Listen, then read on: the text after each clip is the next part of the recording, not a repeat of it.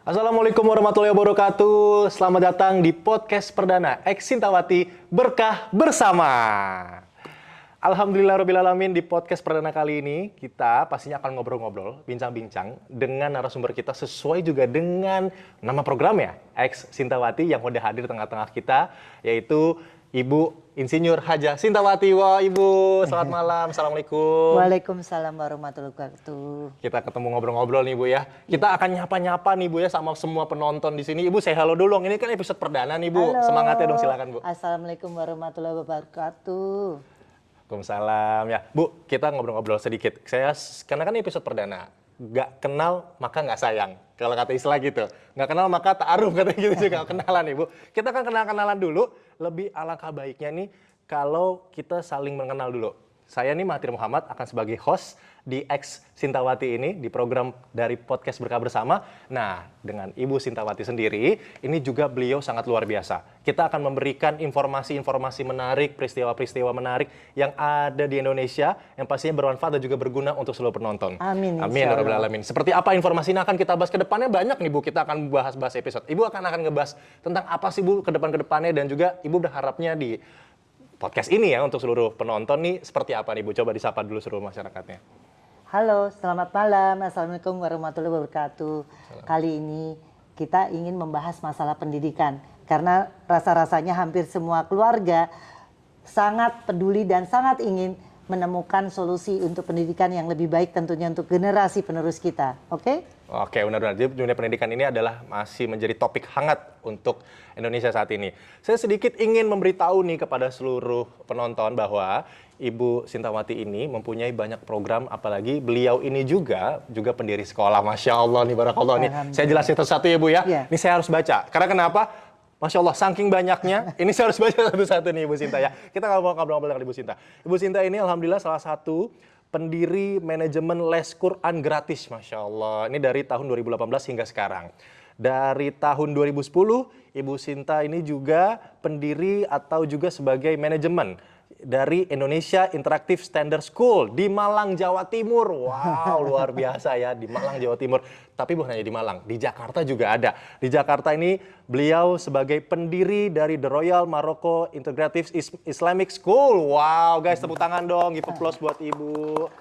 Bu, saya kan panggilnya dari tadi Ibunya nama lengkap Ibu Sintawati atau nama lengkapnya Ibu Insinyur Haja Sintawati. Kita biar akrab, Bu, biar juga penonton juga akrab. Kita nama panggilan Ibu, siapa sih sebenarnya, Ibu? Karena kan ini baru perdana nih. Saya namanya biasa dipanggil Sinta. Sinta saja. Sinta aja, jadi Ibu Sinta nih. Kita biar akrab ya kan. Jadi kalau misalnya nanti mau nanya-nanya di kolom komentar, silahkan langsung aja ke kolom komentar.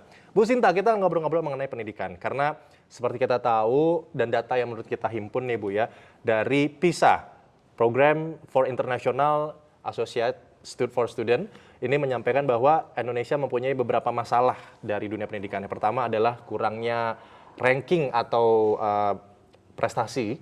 Yang kedua adalah banyaknya siswa-siswa yang tidak naik kelas, dan juga banyaknya juga siswa yang tidak menghadiri kelas atau kata lainnya bolos. Nah, pendidikan di Indonesia menurut Ibu sejauh ini seperti apa menurut pandangan Ibu nih? Dengan Ibu sudah mendirikan banyak sekolah juga pastinya. Tentunya banyak hal ya yang mungkin bisa kita bahas tanpa mengurangi rasa terima kasih kita kepada pemerintah yang tentunya sudah berusaha menyediakan pendidikan yang baik untuk masyarakat kita khususnya. Tapi berdasarkan pengalaman saya, kenapa akhirnya ikutan nyebur? Kita melihat bahwa ada hal-hal yang bisa ditingkatkan di mana Indonesia ini penduduknya kan sangat banyak. Jadi kita harus cari cara untuk memotong tali kemiskinan ini dengan cara yang praktis. Dan sebenarnya cara yang praktis, cepat, ekonomis itu sudah ada diajarkan Nabi Muhammad SAW. Kenapa kita nggak niru? Beliau usia 9 tahun sudah mulai mengembala kambing. Artinya sudah mengenal dunia kerja di usia 9 tahun. 11 tahun beliau ikut omnya dagang ke negeri Syam. 12 tahun sudah bisa mengambil keputusan dagang. 18 tahun beliau sudah mapan sebagai seorang saudagar antar negara. Nah, apa yang bisa kita bayangkan di Indonesia kalau kita dengan model pendidikan seperti ini? Artinya ada hal-hal yang kita tidak mengikuti suri tauladan yang sudah dicontohkan oleh Nabi Muhammad SAW. Itu yang akhirnya membuat saya termotivasi untuk membuat lembaga pendidikan yang praktis, yang cepat, dan insya Allah mudah-mudahan bisa bermanfaat nggak melulu hanya untuk umat muslim, tapi kita bisa menebar kebaikan untuk seluruh masyarakat Indonesia tentunya.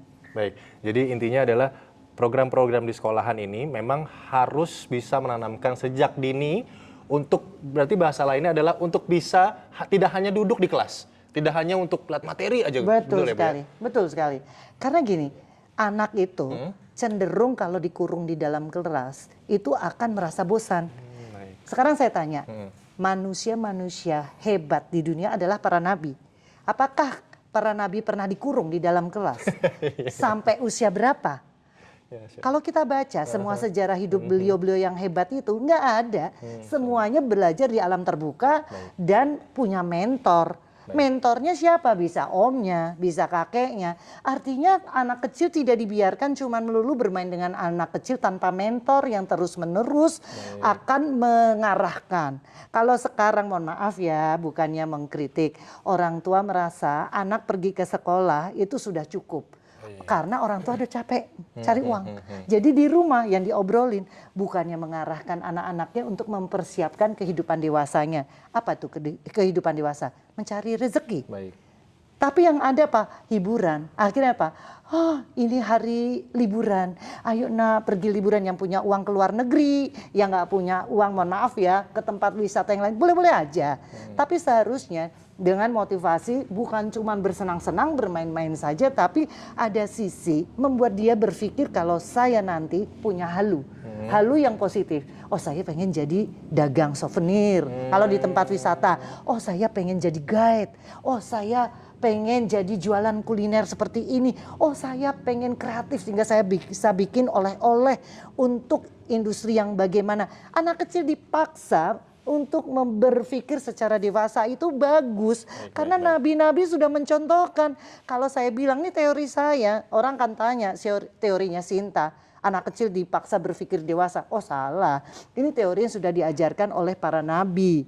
Dan agama Islam tentunya sudah mendetilkan bahwa dari 10 sahabat Nabi ada 8 atau 9 yang langsung masuk surga. Ternyata adalah pedagang terkaya di zamannya.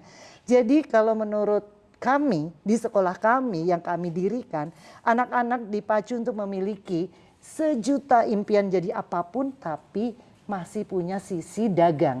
Jadi silakan mau jadi guru, dokter, insinyur, tapi di luar itu dia punya naluri dagang yang nggak melulu mengandalkan gaji bulanan. Karena kalau semuanya mengandalkan diri jadi pegawai, kreativitas entrepreneur di Indonesia itu sangat minim. Coba kenapa? Karena budaya sekolah membuat anak-anak tidak menjadi kreatif. Dikurung di dalam kelas pun yang jadi bintangnya siapa? Yang paling pintar. Guru, starnya guru. Anak tidak pernah dijadikan star.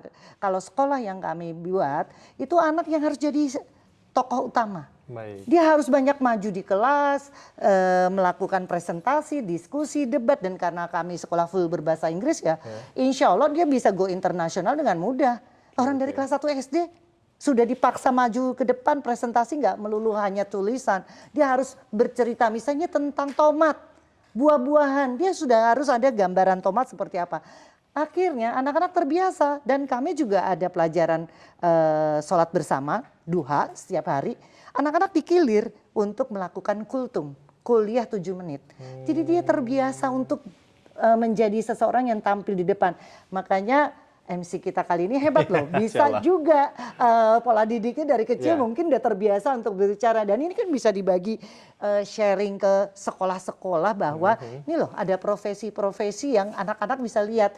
Nah mencontohkan, ada mentoring, itu bagus sekali sebetulnya. Jadi bisa dibilang bahwa tadi dikatakan ada kejurusan atau sudah sejak dini diarahkan tidak hanya mereka belajar kurikulum yang, mohon maaf Ibu, saya juga mengalami ya, kita semua mungkin mengalami. Saat kelas SD misalnya kelas contoh kelas 2 sampai kelas 6, kita harus belajar kurang lebih hampir 10 mata pelajaran.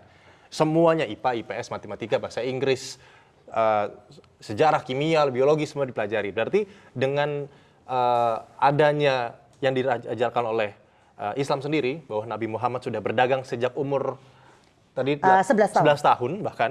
Berarti 11 tahun itu kan SMP. Berarti SMP sudah bisa kejuruan dong Bu untuk ekstrakurikuler ya, dalam arti tadi kan kalau misalkan anak SMP mungkin sudah di sekolah ibu maju, udah presentasi, udah menunjukkan bakatnya apa, berarti nggak salah kalau kejuruan sudah diajarkan dari sejak dini berarti Bu? Betul sekali, karena sekarang bayangkan ada anak-anak yang mungkin tidak terlalu suka bidang-bidang sains, Baik.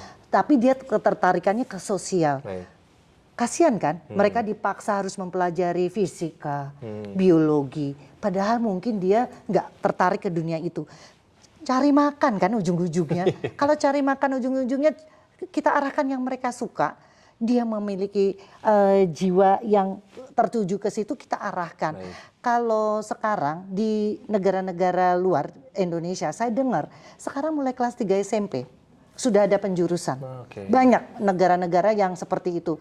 Dan mereka mengajarkannya adalah magang kerja. Itu dimulai 3 SMP. Masya Allah. Kenapa enggak di Indonesia kalau kita boleh memiliki halu yang positif? Kalau perlu 2 SMP. 2 SMP itu tidak perlu lagi mengulang fisika, kimia, biologi dan sebagainya, kecuali kalau dia memang pengen tertarik ke bidang itu, penjurusan aja 2 SMP sambil kita hajar magang kerja. Kenapa? Bayangin anak-anak dengan seragam abu-abu putih ternyata masih minta uang ke orang tuanya. Mohon maaf ya, untuk main-main masih minta uang orang tuanya. Sedangkan Nabi kita di usia 18 itu sudah mapan, pedagang kaya, mapan. Jadi berarti ada sesuatu yang salah di model pendidikan. Mohon maaf, bukan saya mengkritik buat kebijaksanaan ya, karena saya tahu semua tujuannya baik. Tapi apa salahnya kita evaluasi, sudah berapa tahun sih pola pendidikan seperti ini? Baik. Apa yang dihasilkan? Mohon maaf ya, sekarang orang selalu bilang, ternyata sekolah tidak menghasilkan orang yang dibutuhkan oleh pasar. Ya kenapa? Ya karena sekolahnya juga tidak digiring untuk menuju persiapan ke anak-anak yang sesuai dengan kebutuhan pasar. Jangan melulu hanya mikir, oh masuk aja SMK, masuk aja gini. Oh berarti anak SMA nggak punya hak dong untuk memilih dan memilih jalannya. Nggak melulu harus SMK doang dong. SMA juga dievaluasi. Kalau di negara lain itu bisa, yang negara maju evaluasi dilakukan. Bahkan 3 SMP sekarang mulai penjurusan. Kenapa kita tidak evaluasi pola pendidikan kita?